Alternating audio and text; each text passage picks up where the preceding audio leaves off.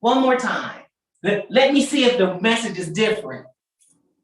The truth is the truth. It doesn't change. So where are we? Where our time? 9:34. We're good. Okay. So now when I was talking about Jesus and how he was brought back and he gave us life and that we're destined for heaven and believing in him, and now our responsibility is to still tell the truth, right? And we know what is that truth that we have to share. It's the good news. The good news. Some people may not want to hear it. Some people, may have been brought up in a household who don't believe in it. And they wonder, why are you so happy? Brother McNair, why are you so knowledgeable about Christ, about the Bible? That is them seeking out what it is in you that God put in. So you share the good news. Mm-hmm. You change lives by that. And it's not that we have to drill it in or force someone with it. We show by example, and we show or we share it by what we know. We know what we know. And we know what Christ did for us. And we know that good news is real. So I wish and I hope that everyone go and read this book of Jeremiah. As you see, Jeremiah is that man is something else. He is a great character, and I mean that his character is great. Very conscious. Very much so. And as a young man, what he carried. Mm-hmm. And that's why I said that young people, y'all carry a lot of things on you, even as a young one. You may watch your parents go through something, or you may watch your siblings go through, or your friends go through it, and you're carrying that with you. You don't have to. You can give it to God. Let him have that. Talk with someone else that you know that you can trust, that you can, you seek out someone in church or someone that you see that has represented what is good, and let them know. Let God carry that burden for you. It is not for you. God told us to give it all to him, and that's what we should do. So again, our lesson is from Jeremiah 38, 14 through 23. Now I want to go over our lesson, and this kind of summarizes it all up. Okay, Jeremiah was one of God's well-known prophets. And trust me, please read about Jeremiah. You will love him. He believed in telling the truth as God will reveal it to him. The king of Judah, named Zedekiah, sent from Jeremiah in order to find out what the future would be for himself and his people. At first, Jeremiah was reluctant. He was hesitant. He was scared to tell the king what he needed to know because he believed the king would not handle the truth. Jeremiah thought the king would either not listen or would have him killed. It was only after the king promised not to harm Jeremiah that he decided to take the risk and tell the king what God wanted him to know. Now that had to take a lot of strength from Jeremiah to trust the king who had already twice did not follow his word. As Brother McNary said, he lied to him. But he knew that God will always, his word is going to be final.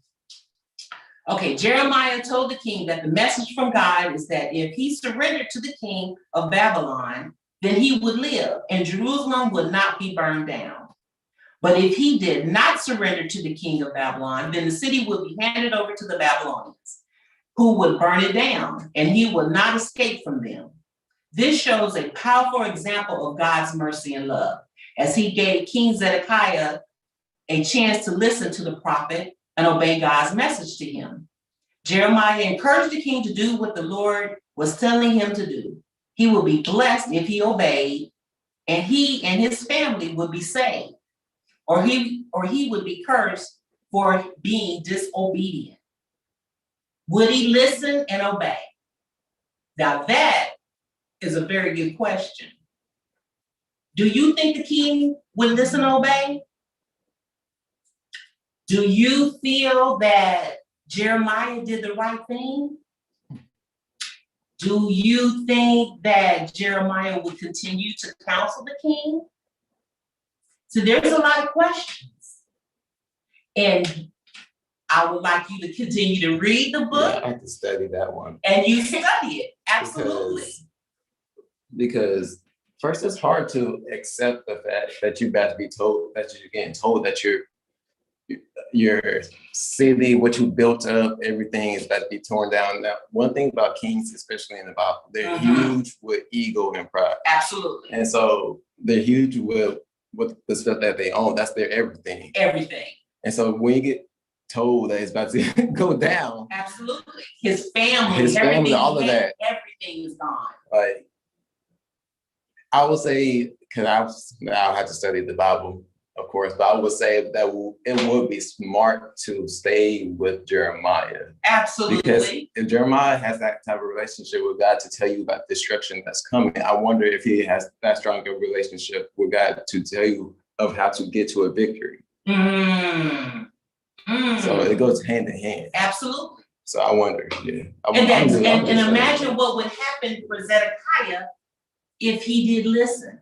That he know that Jeremiah's God is true. That not only did he save, he can save his life, but then that means he can save his soul. So it's not just about the material. You know, we're talking about long life, talking about his everlasting. You have a question? No, I'm just saying, it's like you said, it goes full circle. It's about the big picture, not just.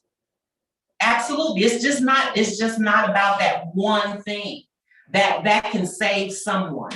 So if you saw someone going into having bad habits, you know, and you knew that that's wrong for them, not only are you telling them what you know that God can do, and that you're trying to save them from not doing those bad habits, but in the long run, that their everlasting life is also saved.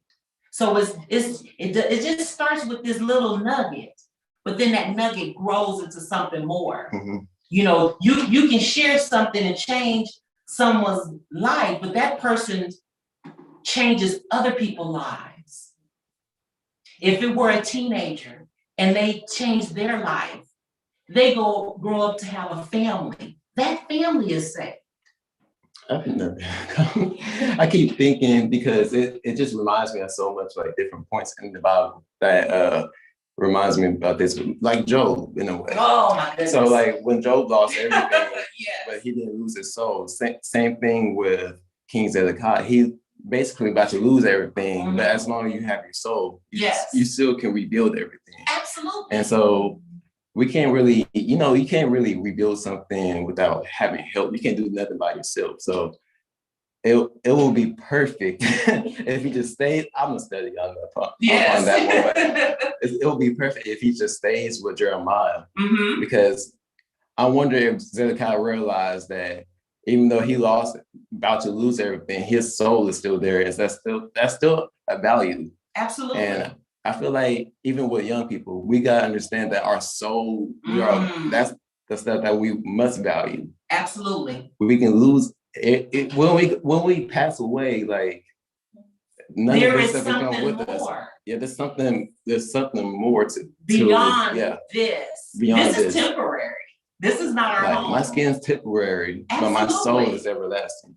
Absolutely. And so, absolutely. Obedience. And a lot of times obedience is hard. Obedience is very hard.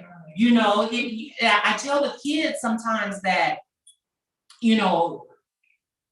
we think that Christians are goody two shoes. They're soft, that they don't indulge in things, that, oh, you just too good, or this is things that we hear, negative connotations, but it takes strength, in order to not indulge in those things. And I tell the children when they are, you know, I hear the things that they come to me and say, this happened to me, but I did this, and they chose the right things. That is building that character in that child. That is building something more, that strength, that relationship with Christ. That is so much more important. And it's, you may think that you can't do it, but I promise you, God gives it. It's already in us. We just call on God and he'll bring it through. He'll bring it out. That you can absolutely do what you have to. Obedience becomes easier and easier. It starts off hard because we want to go and hang out and do things that our friends are doing. But then when we see the benefit of just doing what God asked us to do, and slowly we say, man, this kind of feel good. I like this. You know, you will see that. You will get those blessings. You will see that mercy. You will see that grace. And you will say, man, what was I thinking? Why would I even doubt that? You know? And sometimes it takes adults a long time to get through that too. Some of us weren't saved until later, that we didn't get that benefit of teaching and learning about, you know, of God and what he has to offer. Again, I go back to what Jeremiah must have seen and had to experience as a blessed child, that a child that was going to fulfill much more. Just as Jesus, he knew, they saw the future. They knew there was a reason why I'm doing what I'm doing. Mm-hmm. Can you imagine that weight? You know? So we have to pray as adults. I ask you, pray for these children, have them in your mind, listen to these kids. You know, they have something to say. There's a reason why they do the things that they do. Don't think that they're acting out. Why is the reason why you're doing what you're doing? My son, I would always ask him, why did you do that? He get in trouble? I would never just punish. I want to know why. First thing he would say, I don't know. I said, well, then maybe we need to go to the doctor if you don't have self-control. And then he's like, no, I don't have a problem. I have self-control. Well, then why did you do it? As an adult, he told me, I would have rather had a spanking than to have to answer the question why. But he knew he had to be obedient and give me the answer. There's punishment from what you've done because there's always consequences. But you as an adult have to answer to why you did, as a child, what you did and why you did it. Are you following behind your friends? Was that the right reason why you did what you did?